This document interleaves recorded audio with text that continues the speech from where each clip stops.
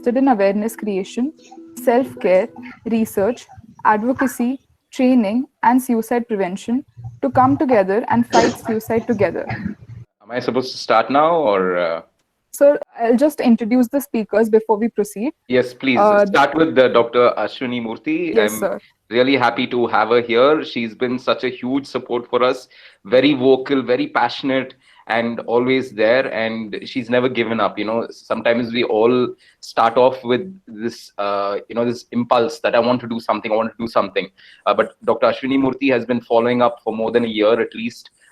Always been supportive. She's been on radio. She's assisted us financially. She's put us in touch with different people. She makes things happen. So I'm really glad that she's here today, and I'm sure that everybody who's listening today will, benefit from that. Thank you so much. Thank you, Nelson. Thank you all for having me on this platform. So the speakers for today's session are Dr. Ashwini Murthy, a consultant in critical care medicine, and Mr. Nelson Moses, the founder of Suicide Prevention India Foundation. Welcome, ma'am and sir. We had asked for questions in the registration form, and we loved your responses. We've selected a few most commonly asked questions, so let's begin with that. And this will be followed by the questions from the audience. So the first question is... Okay, yes, so before you do that, yes, we'll set the tone for the conversation. Okay. So we have 90 minutes, correct? Yes, sir. 90 minutes. Okay, we won't take more than 20 minutes, max 25 minutes, but that will set the background to this whole thing. Okay. So I will basically, as an organization, you already told them what we do. Our focus is very simple. Our focus is saying there's a huge suicide problem in the country. We have the most number of suicides. And our rate of suicide is also higher. What is the rate of suicide? It's just like, I think because you're from the medical fraternity, you understand the rate. Basically, when they say, what is the rate of diabetes? It means per 100,000 population. So India, the rate of suicide is 16.3. The global average is about 10.3. So there's roughly about 60% more than the global average. And the most important thing is that suicide is preventable and all of us can prevent it. Okay, so that's what we want to also focus on is saying that the problem of suicide in India is not changed at all. It's been going on for quite a few decades now. China and India were neck to neck. In fact, China had more suicides, but China reduced suicides because they started with a strategy and a suicide prevention policy, and they made a lot of changes. Dr. Ashwini will talk about, the higher rate of suicides among the medical fraternity, as well as the reasons for that, as well as she will tell you the reason why she's doing what she's doing right now.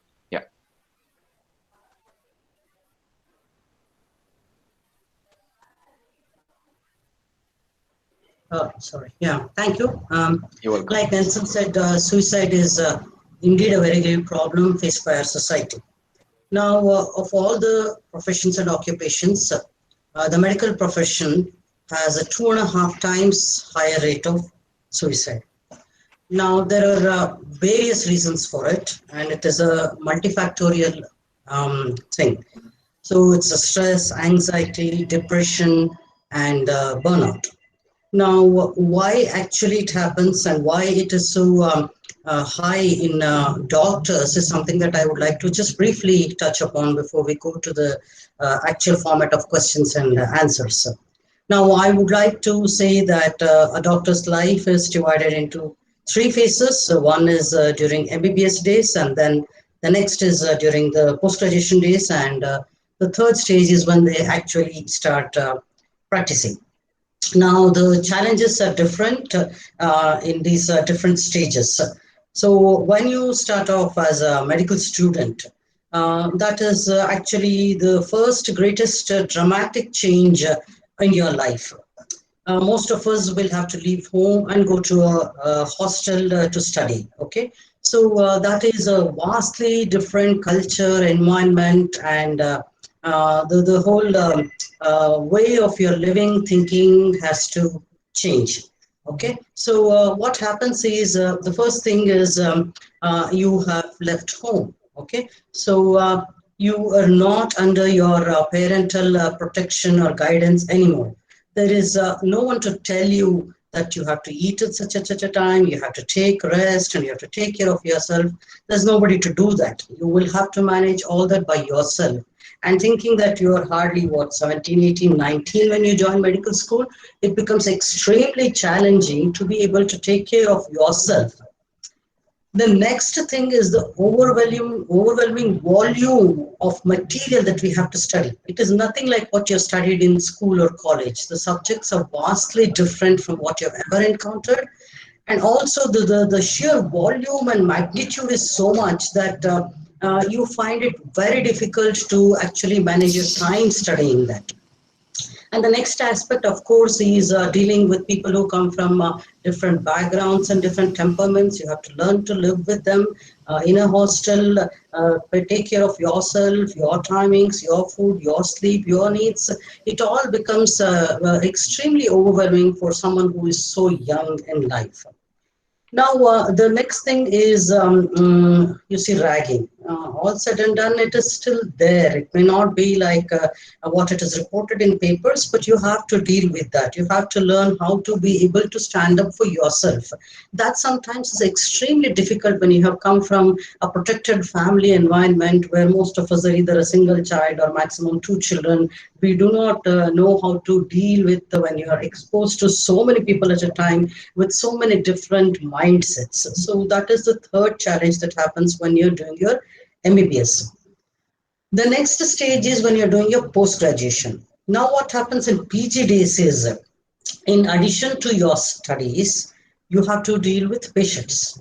Most of the patient care is done by PG students in medical colleges. They have to deal with, taking the histories, sending the investigations, collecting the report, consolidating the entire data and presenting it to your professors, and also making a treatment plan.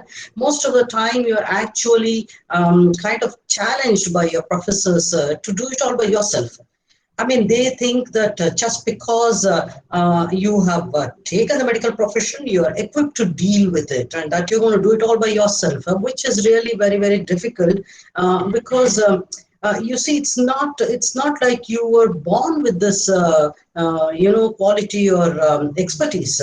It's something that has to be taught and learned over time. But unfortunately, the structure in our medical colleges is such that they expect you to rise to the occasion, which is actually very unfair for people who are so young, because you're actually dealing with lives. It's not just some inanimate thing that you can afford to make a mistake. And if you make a mistake, God save you, because you will be bullied in front of the entire unit as well as the patients and sometimes even the relatives. That is very, very stressful.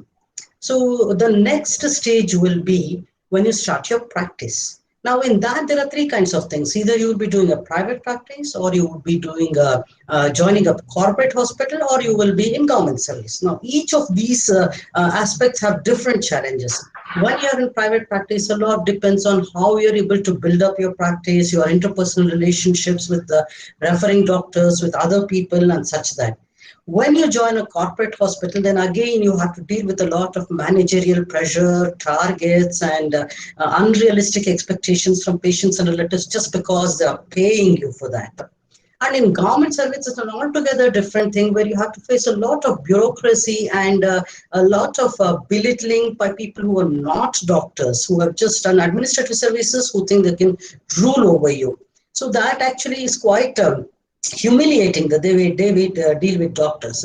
So considering all these things, the aspects that come into play for a doctor to consider ending one's life would be extreme stress and anxiety because you're not able to perform to what you have chosen to do, depression because you have a sense of failure, and then over time definitely burnout because you are done dealing with all this.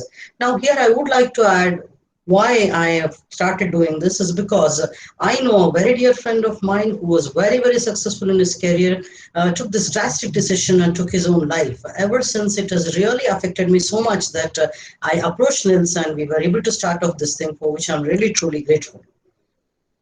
Thank you. All right. So, are you done, Dr. Ashwini? Yeah, I think we'll Yeah, take yeah, it yeah, yeah. We'll forward. take the next one. So essentially, as Dr. Ashwini said, while there are a high rate of suicides in India, the issue with the medical fraternity is high as well. And some of the other reasons, that is because doctors themselves are, used to seeing death, or they know how to access, they have access to lethal means. They also know to effectively deliver a lethal dose. And as caregivers, they're known to, because they give care, they may not necessarily also ask for care. And Dr. Ashwini will, talk about how to deal with each one of these aspects, right? And right now, as frontline workers, there's also the fear of COVID. There is burnout. There is seeing too many fatalities, and also being exposed to chronic and terminal illnesses, and night shifts, and abuse of different kinds, right? So yeah, I will quickly, so the warning. So what are the, how will you know if somebody is at risk, right? Or, in terms of, or how will you know when somebody is giving you warning signs? So essentially, what happens is that warning signs, so 8 out of 10 people who are suicidal will give you verbal or non-verbal signs and written signs. And the key to saving somebody's life is to pick up these signs. So the World Health Organization states suicide prevention is everybody's business. More so general physicians, because not only are they coming in contact with patients, they're also in contact with their own fraternity where the suicide rates are high. And they say that basically all of us can play a role in suicide prevention. So what are the warning signs? You will see that the person's behavior may be irregular, and the behavior can be irregular. The way they speak is irregular. The way they start to look is irregular. They may sleep too much or sleep too little. A disturbed sleep pattern is a huge concern. There's also the inability to sit still even for a few minutes. Please watch out for this, because these are severe behavioral signs that the person is tipping towards making an attempt to die by suicide. So suicide has 3 stages. First is ideation. The person starts to think, hey, maybe the world will be better off without me. I'm a burden. The second stage is planning. Now, the ideation, if it's not, they don't get help from a from a therapist, will move towards planning. The person starts to plan. And what does a plan have? It'll have the time and the date. It'll have the place. It'll have the, the method, and they will also start, perhaps writing a note. That's the second. And the last stage is the autopilot stage. The pain becomes so much. This is called, psychic, or the psychic distress, that you're unable to bear it. It is just like physical pain. After a while, either you're going to pass out, or you'll go and get help. So same with psychic pain. You're unable to bear it, and the person will choose to end the pain by ending their life. Please note what I'm trying to say. I'm saying they will choose to end the pain by choosing to end their life. They're not choosing to end their lives. Nobody is ever choosing to end their lives, right? So the signs are like what I was talking about. Maybe they will start to consume drugs. They become socially withdrawn. They will stop talking to friends and family. They used to earlier maybe enjoy maybe going out on a bike ride, or watching a movie, or going into the pub and having a drink, or going out with friends to the park, or having lunch. So all of this will change. Also notice if somebody was complaining about things before. Let's say they were saying, oh my God, life is terrible. Oh my God, my seniors are really ragging me. Oh my God, my parents are forcing me to get married. Oh my God, my boyfriend or girlfriend is giving me trouble. But slowly they stop actually saying these things, and they become quiet. Please notice this. Another thing is, let's assume that somebody was undergoing treatment for depression, or for a mental illness, and they complete the treatment, and then they come back and they seem to be better. Watch out if they suddenly get better and they seem to have a lot more energy. And a lot of people who are suicidal, they do not have the emotional or the mental energy to make an attempt to die. And so what do they do? They wait till they get treatment and they can feel physically and mentally and emotionally better before they make an attempt. So this is a false positive. You've got to watch out for this, and you can ask various questions. We'll get into later, after we finish all your questions, on how can we approach somebody who's suicidal, what can we do, and so on.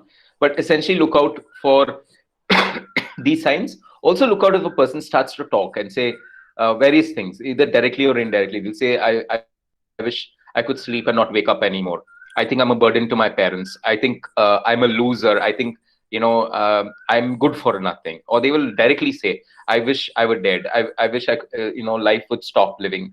Where is there a painless way to end this all? So many ways to to address this.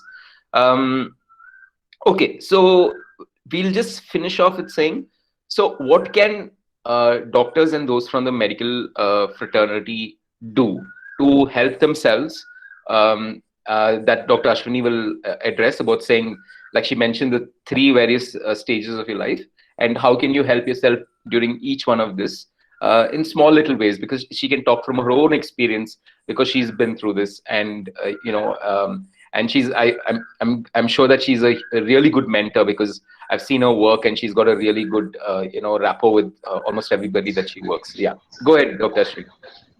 Yeah. So now the thing is, why and how do doctors and medical students go about it is, like Nelson mentioned, the access to lethal drugs is it's very easy. So you know how it works, you can get your hands on it, and so you are sure that you can easily do it anytime that you want. Now, another major factor here is people expect that a doctor is emotionally very strong. They are not like normal people. So they think that how can a doctor not deal with it? So that prevents the medical students or doctors from seeking help. Okay, so the greatest obstacle in this whole thing is the stigma attached to the fact that even you could be depressed, you could be anxious, you could have suicidal ideas, because you're expected to be brave. Unfortunately, for medical studies, there's only a written entrance exam. There is no aptitude which will test you whether you can withstand such stress.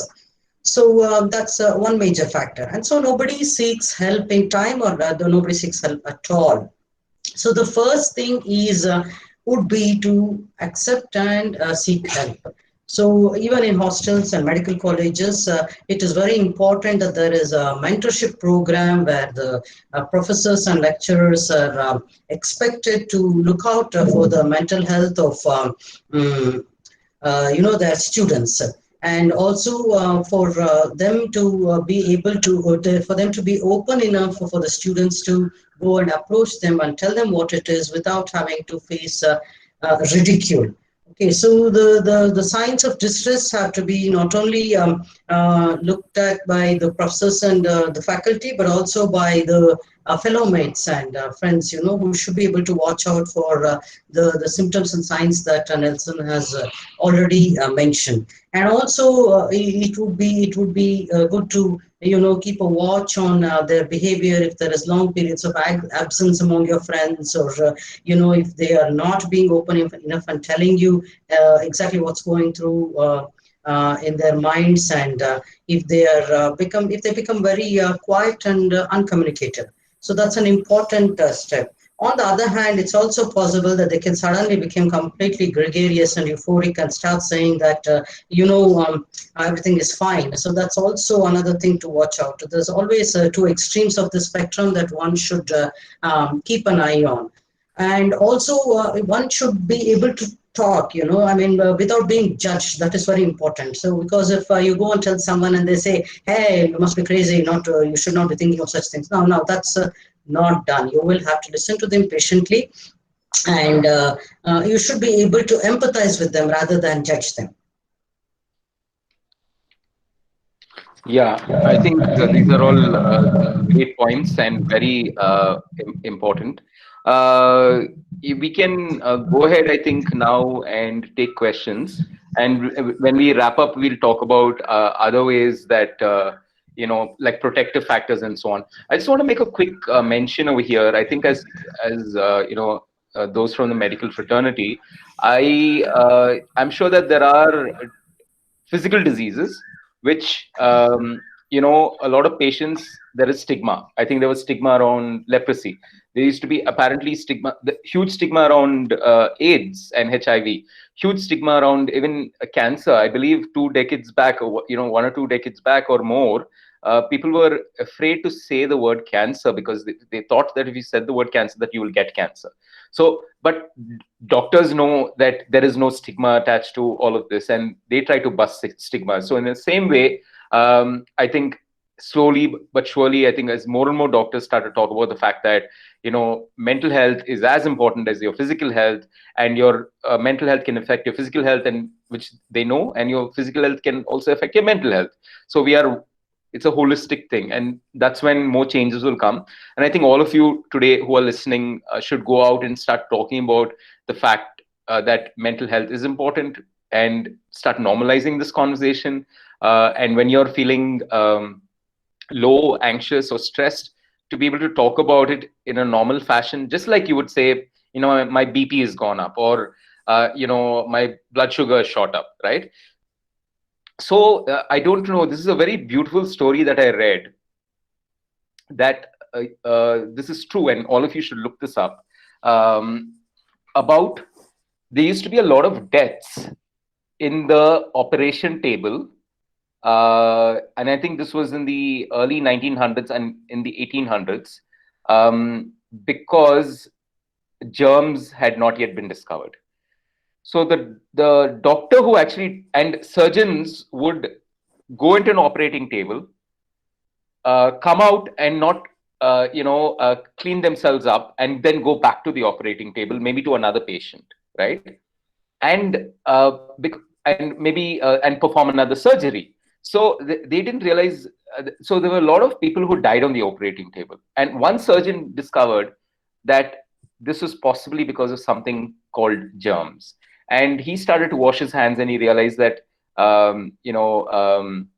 he started to realize that the death rates dropped. And when he started to talk about this, nobody believed him. It is unbelievable. I'll try and before the session ends, I'll tell you the name of the person. And he actually died without anybody acknowledging that he had discovered a way to save lives, millions of lives. And he was ridiculed by the medical fraternity, and and if I'm not mistaken, he actually ended up in a mental hospital, in a mental establishment, and he died over there without being recognized for his thing. So think about it, right? At one point in time, we even didn't know that cigarettes can cause cancer. Germs, we had no idea about it. When somebody actually told us that what you can't see, you don't believe. The same with mental health, right? You can't see it, and then you'll be like, no, it's all in your head, or there's a stigma. So we all need to change this. Each one of you here today should start talking about it. Start talking about it with those who understand what you're saying and will support you, and then slowly build your ranks where you start to become bigger and bigger. And you should be able to talk about it in a way which is free, just like we talk about saying, go get a test, go get a medical test. The same way we should be able to say, go get a screening for your mental health and find out if you're stressed, find out if you're depressed, get a diagnosis, because it can be life-saving. Yeah. Do you want to add anything, Dr. Ashwini? Ignace Semmelweis is the name of the person. Yes. Okay, Yeah, that's his name. Yeah. Yes, we are ready to take questions. So please, just point direct it towards who should be answering it, and we'll both add to it, obviously.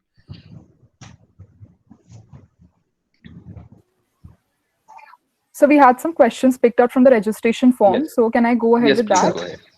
So, sir, one of the questions was, what is suicide and what kind of emotions may prompt a person to take this step? So I think you've already covered that. Yes.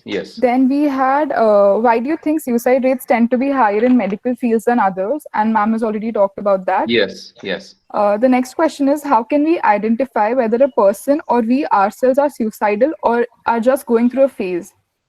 Okay, I answer that, but I'll answer it in with more depth, right?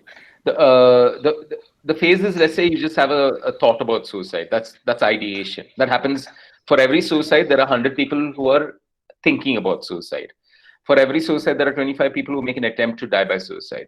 So ideation is is not something to be overly alarmed about.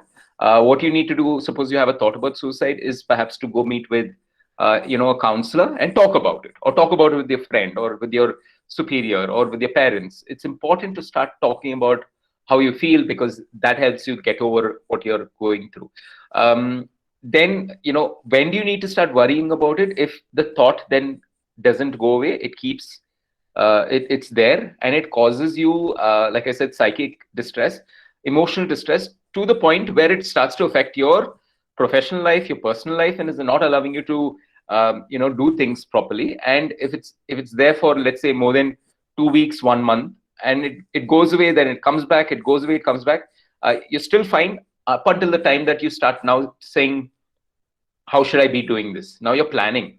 It's gone from an idea now to start germinating, right? It's gone from a seed, now you actually see the plant growing. So before that happens, again, over here you would need a psychiatric diagnosis, because over here it's possible that what you're going through is depression, or it's a mental illness.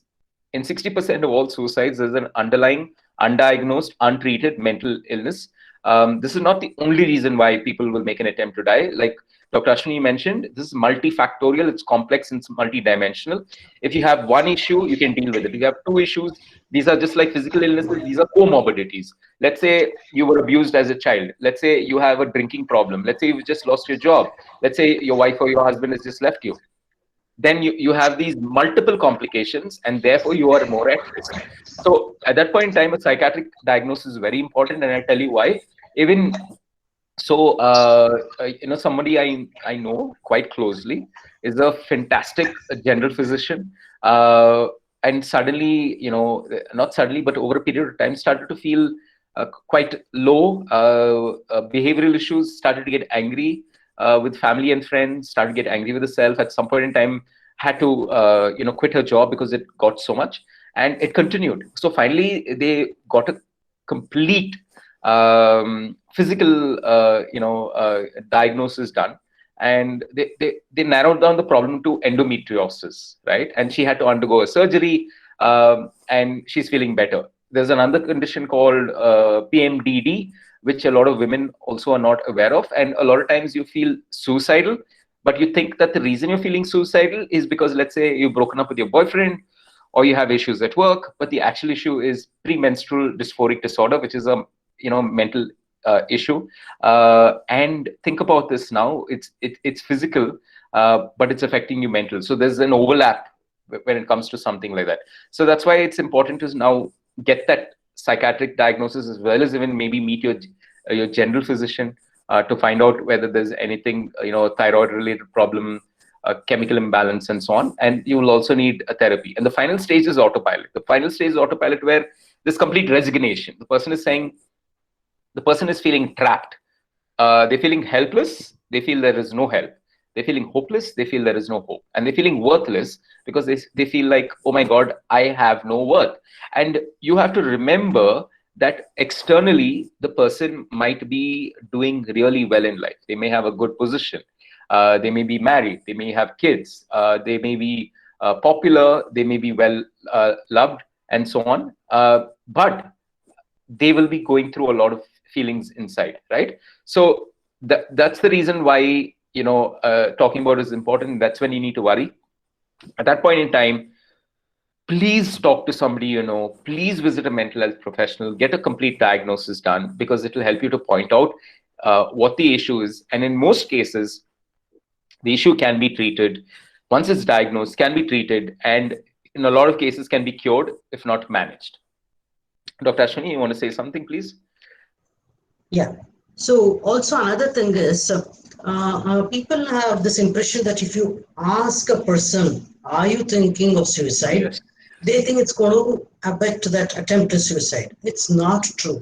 there is nothing wrong in asking that person if they're actually thinking of ending their life. Yes. So, of course, the way you ask is very important, Yes. but don't be under the impression that if you ask them directly whether they want to end their life, it's going to, hasten the process. No, it's not so. So you can actually ask them. Yes. Sir, thank you, Next question. ma'am. Yeah. Yes, sir. So the next question was how to deal with someone who has confessed that she or he is having suicidal thoughts. Okay. Shall I talk first, Dr. Ashwini?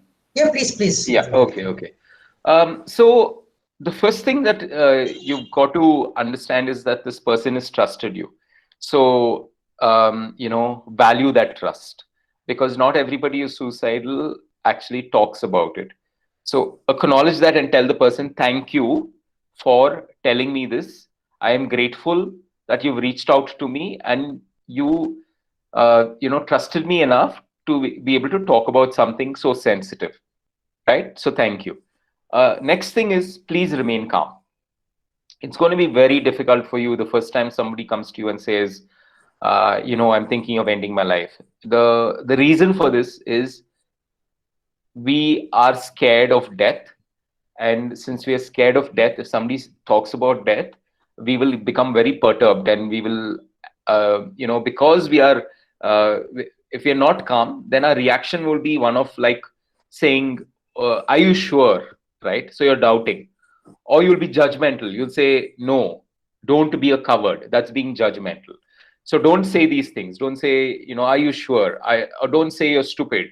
Don't say suicide is stupid. Don't say that, I've been through this and I got over this. Don't compare. Don't belittle it. Don't make it seem small, saying, no, this is a problem. It'll go away. Don't worry about it, right? You have to acknowledge. The first thing you will do is, thank them. Second thing you'll do is be calm, and you need to listen and ask open-ended questions, right? Then say, you have to also validate feelings and emotions and what they're saying. What do I mean by that is, if they come and tell you, I broke up with my boyfriend, I also have lost my job, and I'm feeling very frustrated, and I feel like there is no hope and no way out. So the way you would respond is, it must be really difficult that you've lost your job.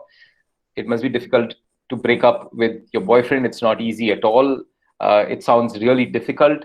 And what you're telling me does seem like, a difficult position to be in. And I understand that you're telling me that, that you feel like there is no way out. What you're doing is, first you're validating what they're saying, right? They're telling you something, and you're showing that you've listened, and you're showing that you understood. Suppose they tell you something and you jump and you say, I think you should do this, then they may not respond to you the way that you think they will want, think that they're going to respond, because you're not validating their feelings, emotions, and the current life situation. You're not showing that you understood, and you're basically acting like you want to fix their problems. It's quite possible that they know what the solution is, but they do not want to do it right now because maybe they don't have the emotional capacity to do it, or maybe they feel like what they're going through is so overwhelming. So if somebody comes to you and they say they're suicidal, be grateful, remain calm, validate what they're saying, and then listen, really listen. And tell me more about what is going on. It seems like you have a lot on your mind. Ask open-ended questions. Tell them, I'm here for you. Tell them, your life is important and I want you to live. Tell them that, what you're going through seems really difficult, but can you trust me enough and let me help you, right? So basically you're giving them the power still to, to make that choice, saying, I'm going to let you help me. And also make it a collaborative approach, saying, do you think we should do this? Shall we do this together? So it's not going to be only your decision, but it's going to be a joint collaborative process. The same with, let's say, as a doctor, you're going to say, I'm going to put you on a course of antibiotics, but I want you to make sure that you follow up by the proper diet and restful sleep, and this. Is this okay? right? Or you'll say that, there are two ways to do this. We can do it this way or this way. How do you want to do it? The same way. So remain calm, listen to them, let them know you understood, let them know that their life is important, let them know that you care about them. Also let them know that, they can feel better with help, and they will need to go to a mental health professional. And also tell them that I will take you to a mental health professional. So they don't need to now say, how do I go there? Who is the person I need to visit? So take away all the pain of getting help by you supporting them with getting help. If they're in a state where they seem like acutely suicidal, then you may need to be with them up until the time that they calm down. If you're unable to take them to a mental health professional or to a hospital, and also do it in a very calm manner, because don't tell them, I'm getting you admitted. Ask them, do you think this is a good idea? Involuntary hospitalization actually increases the stress the person is feeling, and the likelihood of suicide after the person is discharged from from the hospital. So it's got to be voluntary, it's got to be collaborative. You've got to build what is called a therapeutic alliance. You've got to build an alliance with them and say, I hear what you're saying. Let's try and do this. Let's try and do that. Let's get through this together. Also remember, you may be a medical doctor, but a mental health professional like a psychiatrist or a clinical psychologist or a psychiatric social worker will be able to deal with this a lot more effectively than you will be able to, right? So yeah, Dr. Ashwini? Yeah. Yes, like Nelson said, it's very important to listen and listen without making a judgment. Well, I think Manas has put a question there asking, how can you make sure that the person is not judgmental? I know it's very hard, particularly for doctors, because they fear about their reputation and their future practice. So they will not be able to be open and talk to anybody about it.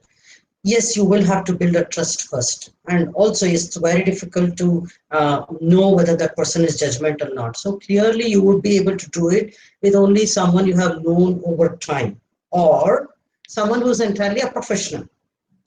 So you cannot just go to a random person or just an acquaintance and talk to them and tell them this is how you're feeling. So you will have to be if you cannot trust, say that's what she has asked about parents. If you cannot trust your parents or your siblings or anybody, you will have to go to a mental health professional. They will not judge you and they will be able to help you. On the other hand, if it's your close friend who's going through it, the first and foremost thing is to be to remain open and to listen to it completely. Do not jump and give a quick fix solution. It doesn't work like that way. They have not come to you to just for some band-aid purpose. So they have come to you with something very deep, and you need to sit with them, spend time with them, and try to understand what they're saying. You may not be able to understand everything. The reason for their decision to end their life may be completely trivial and frivolous for you, but for them it is something extremely important. So don't just hang your judgment there in place and listen to what they have to say. Now, if you're able to talk through them through that time, for a brief time of when they are actually at the peak of ideation, that is well and good. But if you cannot do it, then please go with them to a mental health professional. Yes. You have to ensure that you will take them to that person and make them spend time with that person discussing their problem. If you are not able to solve their problem or help them with it, don't worry. There are people who can do it. Just take this person with you to the person who is going to help them, the competent person who is going to help them. Yes, I think there's a question about parents. What I want to say about parents is that you have to slowly start to tell them, right? It's important that parents support you. In a lot of cases, you'll be surprised that they may not understand, but they will accept, because when they see the effect a mental illness has on their child, they will realize how important it is for them to support it. Also, you realize that when it comes to depression and so on, you can actually have MRI scans. So there are photos that you can pick up online. There's a difference between a person who's diagnosed with depression and a person who's not diagnosed with depression. They have actually some parts of their brain which are like completely not lit up at all. It seems like it's completely dark. So you can actually show that a mental illness can be shown physically with regard to the same way that you show that there is a broken bone, right? Or there's a rotten tooth, or there's a cut, there's bleeding, or there's a burn, right? Yeah. Second question is, financially, parents have to support us, right? They don't agree with us to go to a professional then. Okay, so Manasa, right now, the Mental Health Care Act 2017 provides for free mental health care to anybody who's going through distress. There are 52 government hospitals in the country. I will share a list of these government hospitals. If you're in Bangalore, NIMHANS provides free care. If you in also provides care in terms of hospitalization, not just care in terms of the outpatient department. You can be hospitalized, you can get free medical care, and you can be released. If any of you at any point in time need any help with NIMHANS, we are connected pretty closely. We can help you with who do you need to contact, the process of hospitalization, and if you have any roadblocks, get in touch with us and we will help you. Besides this, because of COVID, there are many free helplines currently available. You can call them. The government has currently launched a 24/7 helpline for mental health. It's called Kiran. I will share that information as well. Please remind me before I log off to share that information. So you can call them at any point in time, and it's available free of cost. So if you want, whether it's medicines, whether it's hospitalization or therapy online, it is available free of cost currently, and you should please utilize it. Hopefully you are in one of the cities where the mental hospitals are there, because unfortunately they're not well spread out. There are some states where I think they just have one, or they have two, or they have none. So finances should not stop you from getting mental health care. Please realize there are three aspects to mental health, and if you start to focus on all three, you'll start to build a very strong mental health foundation for yourself over a long period of time. Number one is self-care.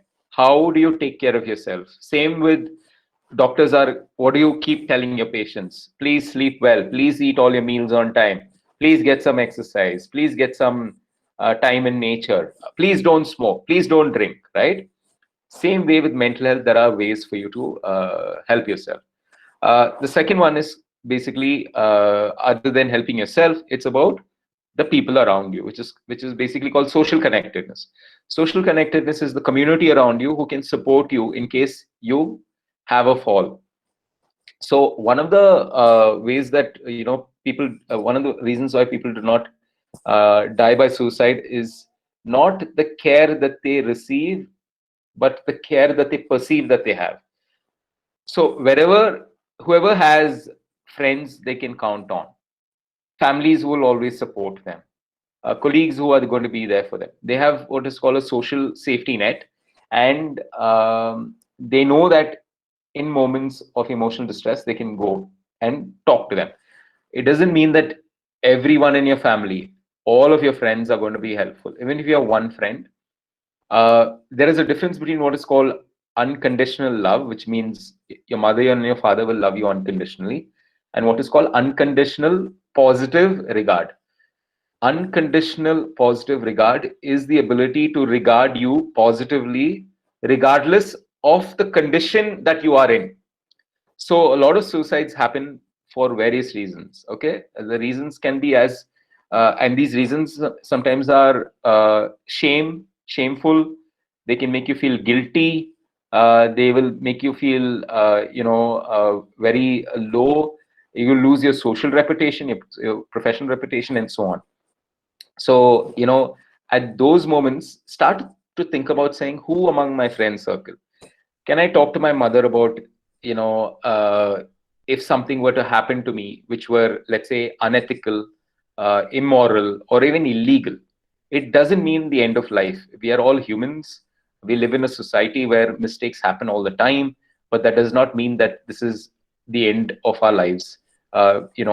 there are many. So the whole point is to remember that we think that suicide happens because these reasons, but it can also happen because you will feel very alone, because what you're going through currently, you feel you can't share it with your mother, you can't share it with your father, and it's ridiculous. But the point is that nobody should shame you or blame you for anything that happens in your life, because as humans, all of us have made mistakes. You should remember that. And also, if somebody comes and tells you something which is, shocking, take a moment before you react, because your reaction is going to determine how the person feels, right? So suppose there are various cases of young people sharing photos. Those photos get online, or there is abuse, and there are many things that can happen. So your first reaction when somebody comes and tells you is to say, wow, this sounds like a lot that is going on. Can we talk about it? And let's find a way through this. This is definitely not the end of the world. Let's find a solution for this together. Yeah. So gambling addictions, porn addictions, there are many things that happen, and we have to remember that all of us are humans, and as humans we make mistakes. So please, it's human to feel shame, it's human to feel guilt, it's human to feel like you made such a big mistake. But it's not necessary that the mistake is so big that you'll have to end your life. So I just want to say that. And as young people especially, there's something called the prefrontal cortex. The prefrontal cortex is in the front of your brain. It develops and keeps developing till the time you're 25. And the reason why it keeps developing till the time you're 25 is because the young brain is still learning how to cope with the outside world. So when you're growing up, you're living in a very protected environment at home. The parents and other people look after you. But slowly, essentially, you need to start preparing for the world as an adult so that you can start to become independent. And how can you do that? The only way that people learn is by taking risks and doing something new and pushing their boundaries. But by doing something new, taking risks and pushing your boundaries, sometimes you also make mistakes. These mistakes are part of your growing up to becoming an adult. And sometimes you make the mistake more than once. The reason why that happens is the prefrontal cortex is basically not fully developed. Therefore, your impulse control, your emotions, your ability to think logically, your ability to make executive decisions are all very limited. And that's by design. Nature has designed you that way. Suppose your logical, rational functioning is complete at the time you're 15, and it won't allow you to take risks. It may not allow you to push the boundaries. What I'm also saying is not to take silly risks which put your life in danger, or putting somebody else's life in danger, or to harm yourself, or to do something illegal. That's not what I'm saying. But this is the way that young people learn. Until the time you're 25, the prefrontal cortex is developing, and that's when it fully develops. Some child psychologists are saying that it can go on even till the time you're 30. So allow yourself to make mistakes, allow yourself to take risks, but also learn from those mistakes. Also learn from the mistakes of your own peers. Not every mistake is supposed to be made new by yourself to learn from it. So yeah.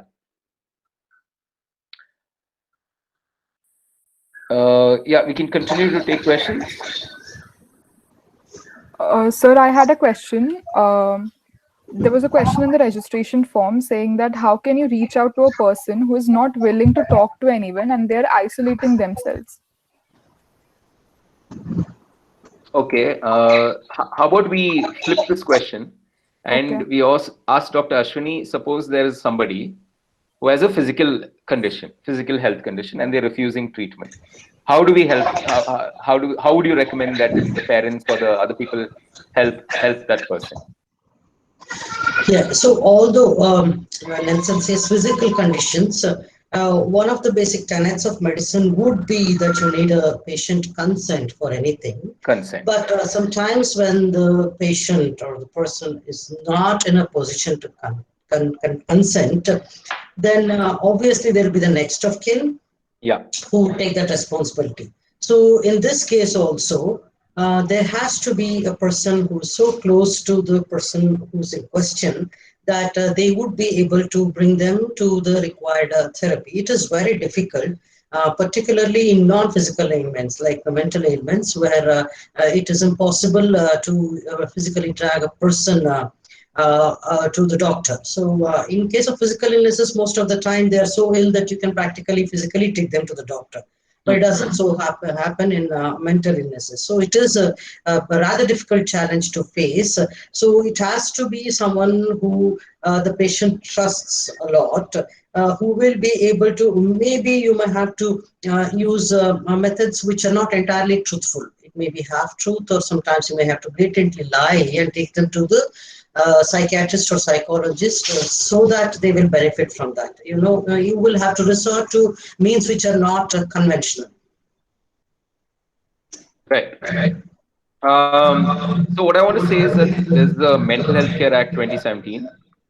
And in the Mental Health Care Act 2017, there is an advance directive where you can, have a nominated representative, right? The nominated representative can take, so this is a very rights-based act. It provides, it says that basically mental health in the country resides, the choice that is made resides with the individual or the person with mental illness. However, in the case that they are incapacitated, they can actually provide an advance directive to have a nominated representative who can take the decision for them. Also realize that in the Mental Health Care Act, there is a provision if the person is suicidal or is either maybe in danger of harming themselves or someone else, they can be forcefully, involuntarily hospitalized. This is something that, while it is legal, it is important, and also realize that in a lot of cases, there is something called cognitive dissonance, where the person is undergoing so much stress that they're unable to think clearly. And in those times, they may not be able to even make that decision to say, I want to go to the hospital. So they might actually refuse treatment, like what Dr. Ashwini said. And we have to find ways to build trust, to convince them to go. But in case that doesn't happen, the Mental Health Care Act 2017 provides for you to hospitalize them involuntarily. I wouldn't recommend this as the first course of action. I would only recommend this if the person that you're taking is somebody that you know really well, and is somebody who, after the treatment, would say that thank you for doing this because that's what I would expected you to do. If you're the nominated representative, then great. But otherwise, even in those cases, the treatment plan, the hospitalization, the process itself should be very less stressful, because if they are forced, involuntarily hospitalized, as well as in an environment where the psychiatric care is aggravating their emotional distress, then they will end up feeling worse than they were feeling before.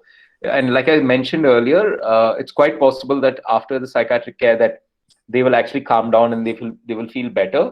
But there's been a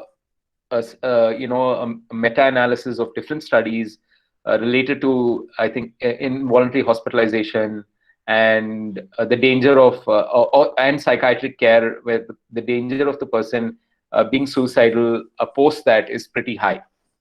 So we need to be really careful.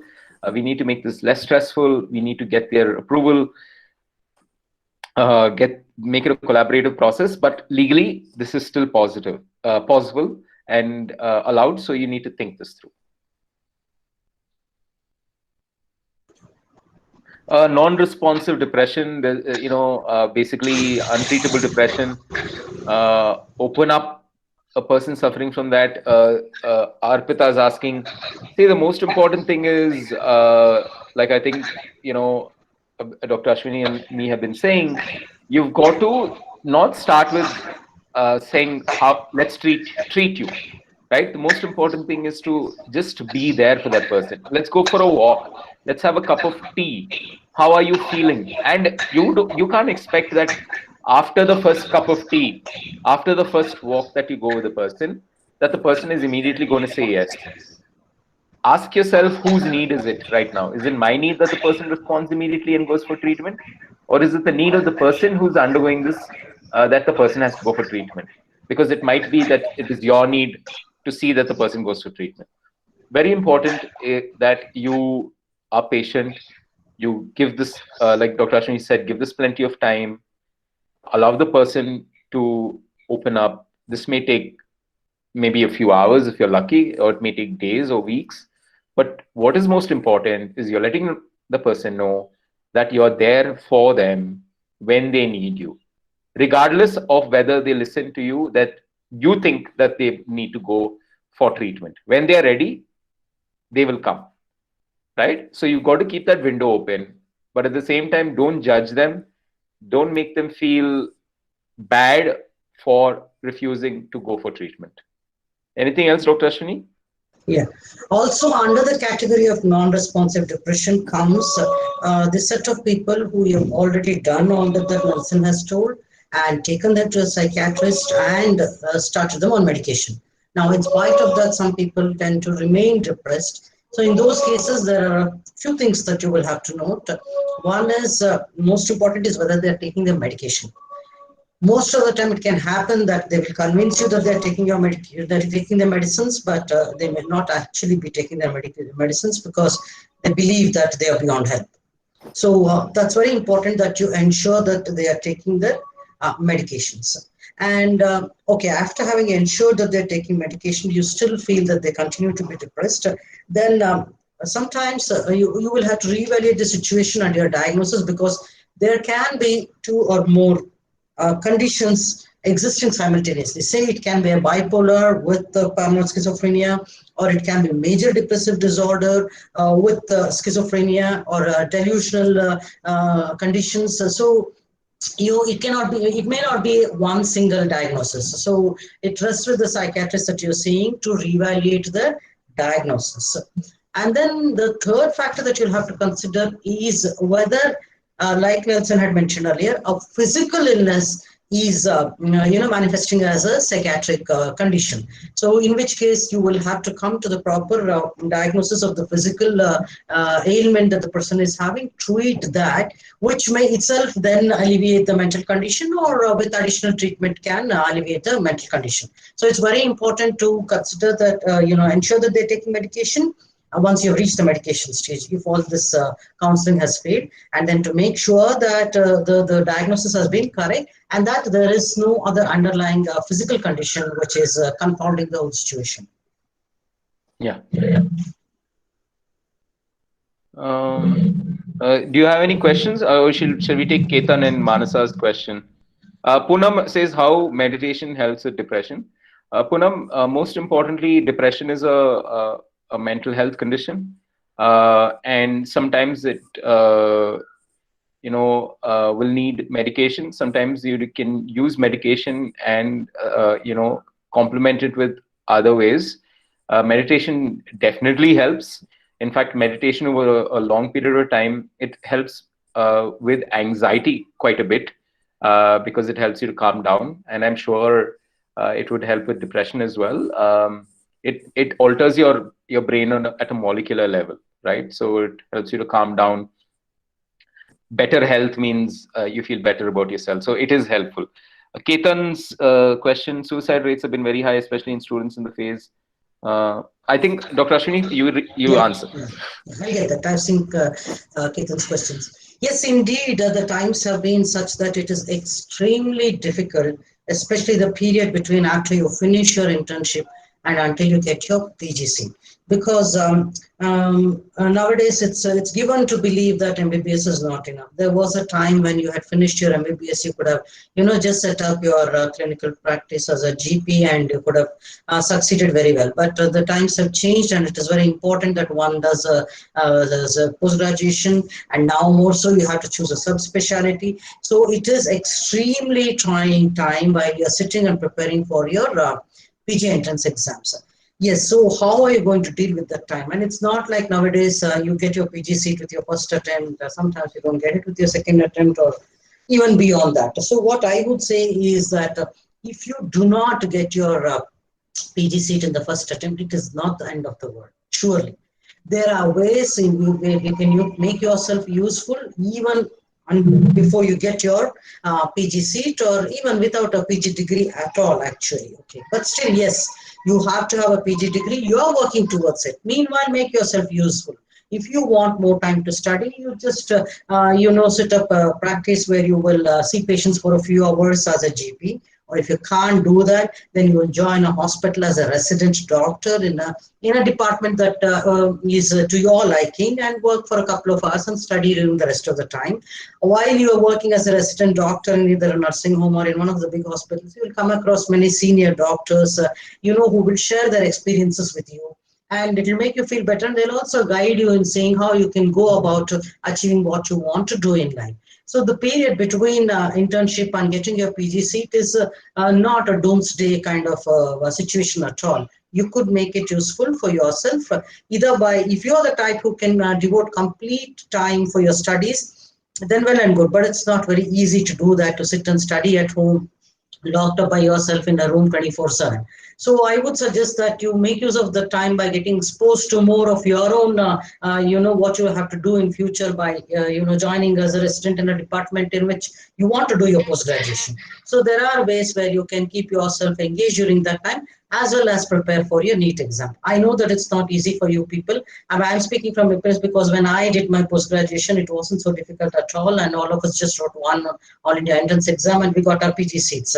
But now it's not so easy. I know that all of you go through a lot of trouble, and I have seen my own residents struggling day in and day out until they get their PG seats. But do not lose hope. It's not the end of the world. You will get there eventually, and it's not a race against time. Everybody has a time and place in this universe and in this medical profession. You will certainly do well.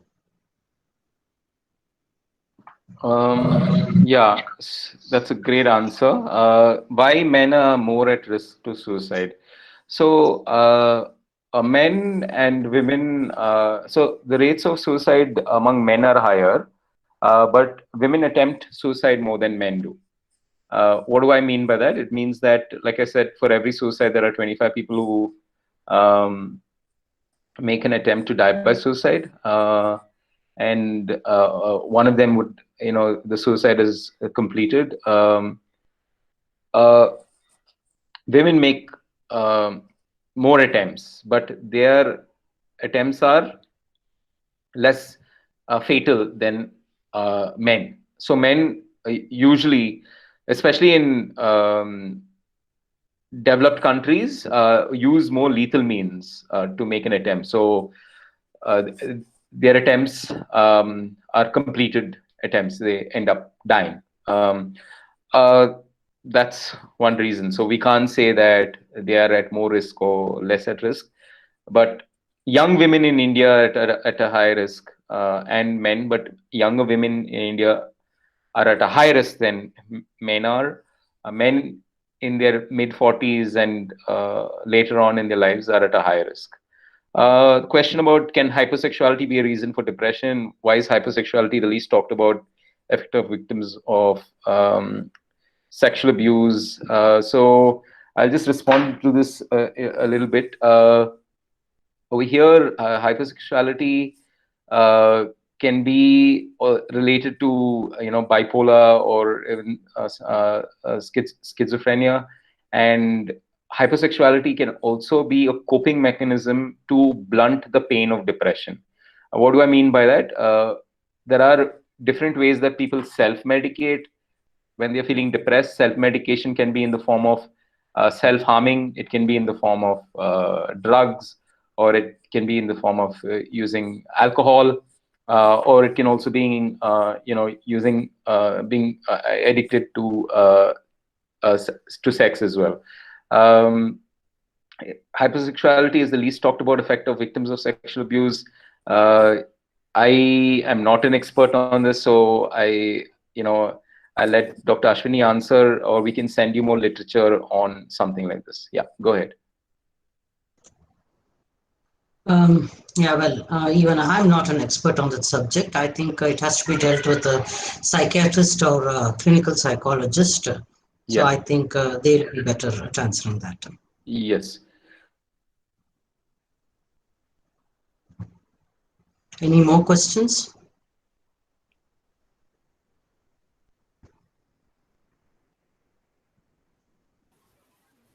Sir, ma'am, there was a question in the registration form asking if suicide can be related to impulsiveness.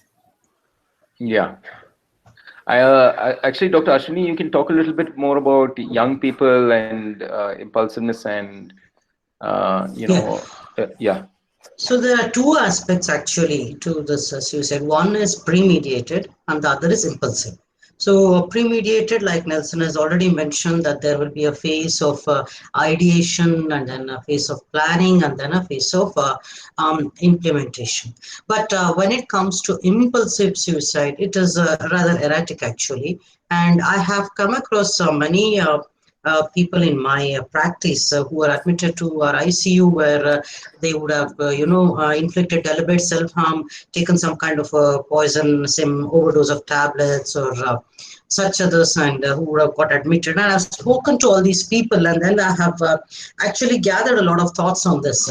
Most of these cases are actually impulsive suicides. And then when I have spoken to them, this is what I've realized.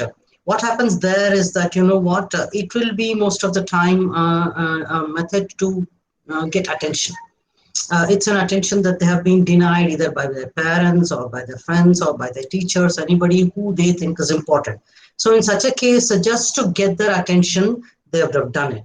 And there's a second category in this impulsiveness, which is to teach them a lesson.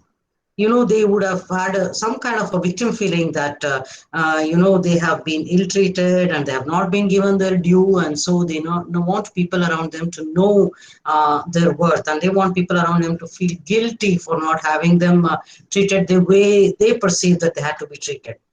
So in most of these impulsive cases, they actually do not want to die. It's only a cry for attention. It's only a kind of feeling that they will be able to give a feeling to the others around them that they deserve more than what they're actually getting. So impulsive attempts at suicide generally do not end with death. Actually, most of them survive and go. So impulsiveness, you have to look at something that has to be dealt with by giving more care and attention to the concerned person. Yeah. So to answer your question, there are a lot of impulsivity now in suicide, and over here, it's important that uh, the person, as long as they are displaying signs of suicide and there is somebody there to help them, then they can be helped. Because even in this impulsivity, suicidality, or the feeling, the behaviors, the feelings and the emotions which lead you to make an attempt is short lived. And then in that time, anybody who's around who can recognize the signs and realize that this person is displaying severe signs of suicide, severe behavioral signs of suicide, can intervene and can help the person out at this point in time. Again, like I mentioned, it's the person is choosing to end the pain, not end their lives. So the person can be helped. Yeah.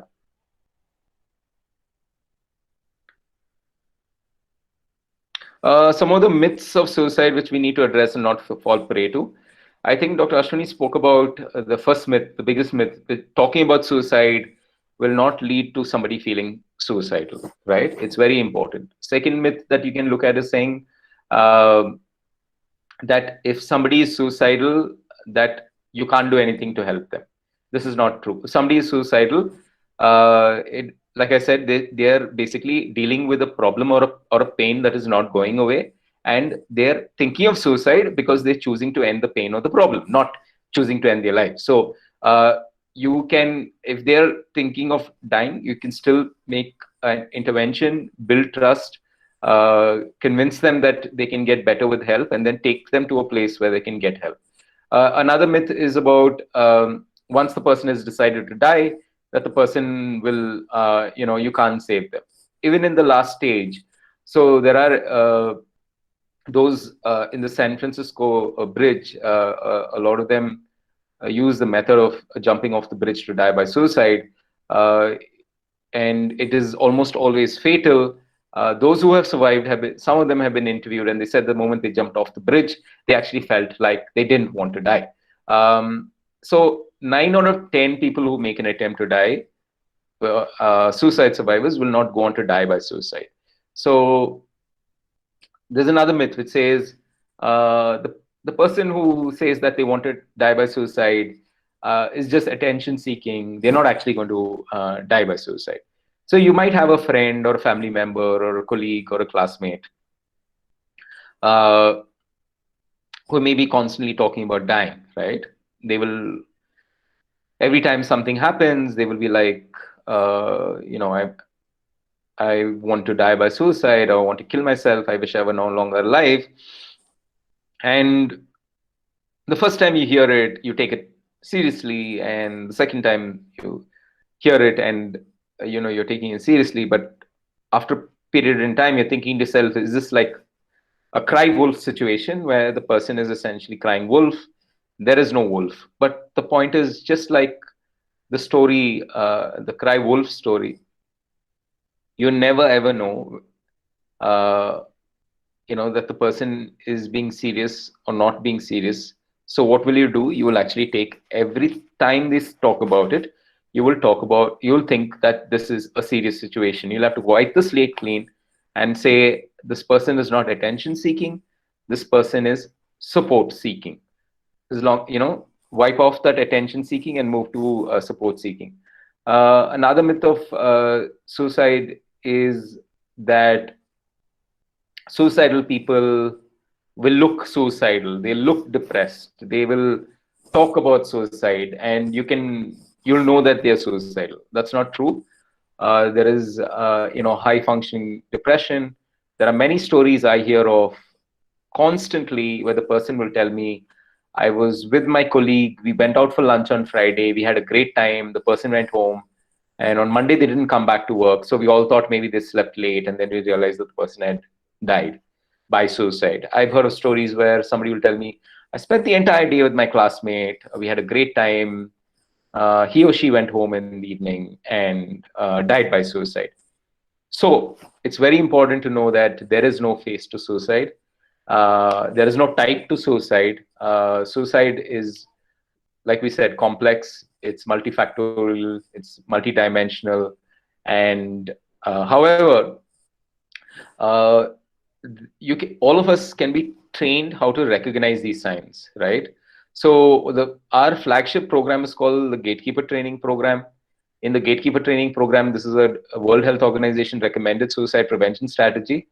You will learn all the things that we're talking about. You will learn what are the risk factors of suicide. You'll learn what are the warning signs of suicide. You will learn what are the protective factors of suicide. Protective factors are essentially saying, right now there is COVID. So risk factors are what? If you're smoking, if you're diabetic, if you have a respiratory disease, if you have a cardiovascular disease, what are the protective factors? If you are exercising, if you're young, if you do not have any of these diseases, right? And you are having proper sleep and nutrition. So those are protective factors. Protective factors will protect you against the risk of suicide. Protective factors include social connectedness, include having a meaning and a purpose to life, being spiritual, exercising, access to a therapist or to a psychiatrist, being in good physical health, having the ability to ask for help when needed, making sure that you have the support of an extended network of family, friends, and even neighbors, right? Because your friend or your family member may not always be there for you. Having a job, having children, having somebody to look after, having pets, having a religious belief that dying by suicide is wrong, having a cultural belief that dying by suicide is wrong, believing that it's important that mental health issues and suicide ideation is part of life, and we need to deal with it, right? So all of this are protective factors. So gatekeeper training is all of this. We will teach you how to recognize signs. We'll teach you how to have a conversation with somebody who's suicidal. We'll teach you how to build that rapport so that you can persuade them to get help, and then we'll teach you how you can get help for the person. Essentially, saving the life of a person who's emotionally distressed and potentially suicidal. So please do write to us if you want to do this course. I'm leaving this email ID again behind. More questions, please. We have 10 minutes. So you can take at least, I think, 2 to 3 more questions. Why don't you ask Dr. Ashwini about how she's managed, her career, and she works in trauma and critical care, which is where you're dealing with on almost a daily basis with situations that are life and death situations, very difficult.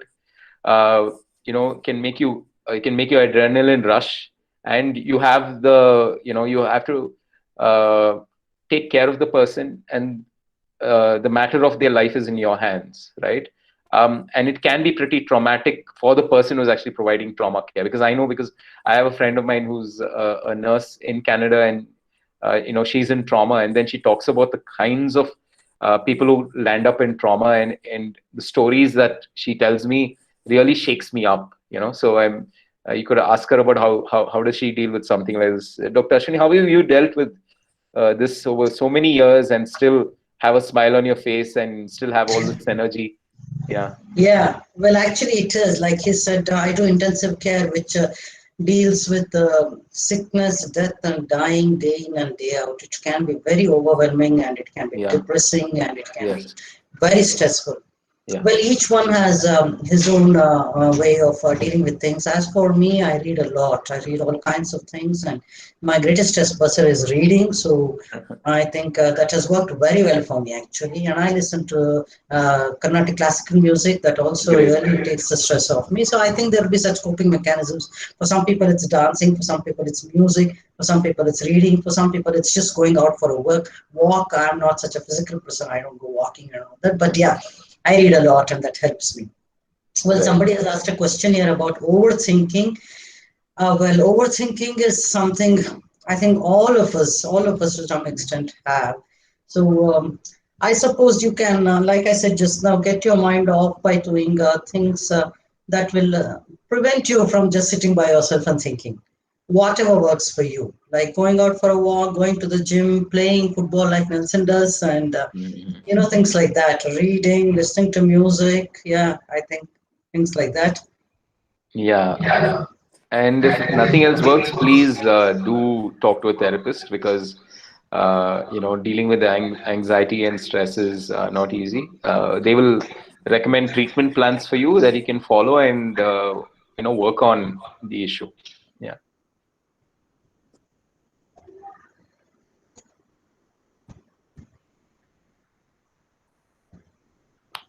So I want to just leave a message to all of you that it is important for you to take care of yourselves, and the investment that all of you do when you're young can make a big difference when you're as you grow older.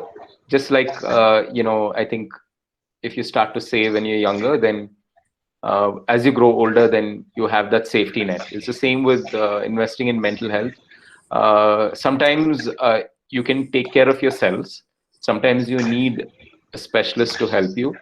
But don't let the stigma or the fact that you think that you can deal with it by yourself. As doctors, that a lot of patients Google something and then they will say, I will, home remedies, or I'm sure that you'll get so sick of this home remedy, or they're Googling something and say, I'll treat it myself. The same way with mental health, you do need a specialist who is trained how to diagnose, screen, diagnose, and treat what you're going through. So like I said, there are 3 parts: self-care, the care that comes from your near and dear ones, which is the community care, and the care that is basically that a specialist can give you. There are, of course, larger things that play for mental health. There's the politics in the world, there's the social constructs, there's gender, there's sexuality, which Shruti Nair spoke about. I just want to address that again. Hypersexuality be a reason for depression. So flipping it in the sense saying, if you're hypersexual, can that lead to depression because you feel shame and so on? It's quite possible, and I think again, meeting with a therapist will help. So there are many dimensions to mental health other than the three I mentioned. All of this, whether it's caste, class, gender, sexuality, the politics, existentialism right now, or you're thinking about saying, what is happening to the planet, uncertainty. So many dimensions. Try and identify what these various reasons are, the triggers, and slowly start to address them, because what you measure is what you will be able to treat.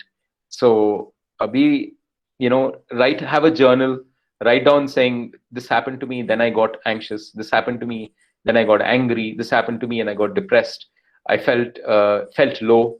And then you'll start to understanding, just like we understand, the pulse, we measure the temperature, the heartbeat, all of these things. The same way with mental health. If you start to understand emotions, and the thing is, emotions and feelings are complex. If you are not able to label them, let's say if you just say I'm sad, try and say, oh, I'm feeling exasperated right now, I'm feeling anguished. There is something called a feelings wheel.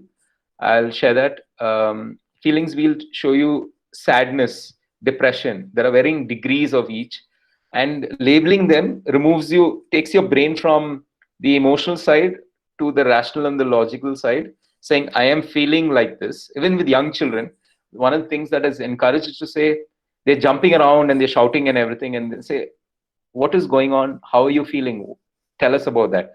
The moment you ask them and they're able to say I am feeling angry, and say, why are you feeling angry, and they'll say, I am feeling angry because this happened, and then you're actually calming them down. Same with us. The more we understand it, and sometimes we can't understand it. Sometimes our friends will be able to be a good reflection or a mirror, but sometimes you need a specialist, right? Yeah. So we have 4 minutes more. We'll go till the very end. I would like for Dr. Ashwini to leave us with some, her comments. Yeah, I was about to do that. Yeah, I would like to end by saying, although in the current situation and the way the society is moving, it feels like it's not worth being a doctor. It is, as you know, the society has unreasonable expectations from doctors. They expect that we have to be available all the time, that we would not have our own personal life, and that we should do everything for free. In spite of all this, in spite of people thinking that a doctor is responsible for the death of a patient, which is the most prominent feeling in the country right now.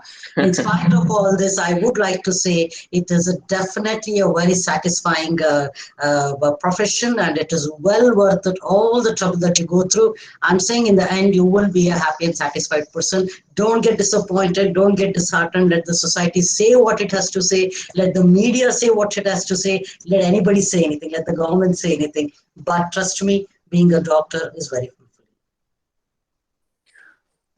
fulfilling. I have nothing further to say. I think that's just such a great message. Thank you for saying that, Dr. Ashwini. I mean, I'm saying it from experience. Yeah. I think we can end here. So the moderator can, just. What I would like to do is, I want to thank Dr. Ashwini for taking this time out on a Sunday, spending not only yesterday to prepare for this, agreeing immediately when I said that we're going to do this without any hesitation, and then preparing for this. She's always well prepared. She's on point and very sharp, and for taking this time out today on a Sunday to talk to all of you. Dr. Ashwini, would you like to share your email ID in the chat window in case they want to reach out to you? Do that. I must thank Nelson actually for giving me this opportunity, and also to Project U for having me on board on this Sunday morning. It has been really nice talking to all of you. I'll just put my email ID there. I must say that I'm not a professional psychiatrist, but this is a matter which is very close to my heart, and for which I want to give my everything. So I am willing to help in whatever way I can, but I'm not a professional psychiatrist. Yes. So thank you, Project U. This is a great initiative, and I'm really happy for all of you. We had, I think, well over 70 people who have attended, and the dropout has just been like maybe 3, 4, 5 people from from 10 o'clock. So 90 minutes for giving us your complete attention. Thank you each one of you for attending today. Please carry this message that number one, mental health is as important as physical health, and all of us can invest in mental health. We need to talk about mental health, and suicide is preventable, and all of us can help prevent suicide. Do reach out to me at info@spiff.in if you want to do the gatekeeper training course. It's a 1-hour course online, and we also do webinars which are 2 hours. So thank you everyone, and thank you Project U, and again thank you Dr. Ashwini for giving us your valuable time. Thank you. Thank you so much, ma'am and sir, for sparing your valuable time. I'm sure we are going to live a better informed than we were when we joined. I hope that all of you can work on what we learned today and maybe have a better time, and we can help others deal better with their feelings. Thank you, ma'am and sir, for Thank you very much. us today. Yeah. And thank you for everyone who has joined with us today. Yeah, thank you very much. October 10th is World Mental Health Day, and if we need to do something in the month of October, I'm sure Dr. Ashwini would also, love to be doing this again. If you feel like there are some topics that we need to address, let us know in advance. We will prepare, and we can do this again in the month of October as well. We are open to doing this, frankly. Yeah. Thank you so much. We will surely let you know. Okay. Thank you very much. Yeah. Bye-bye. Bye. Bye. Bye.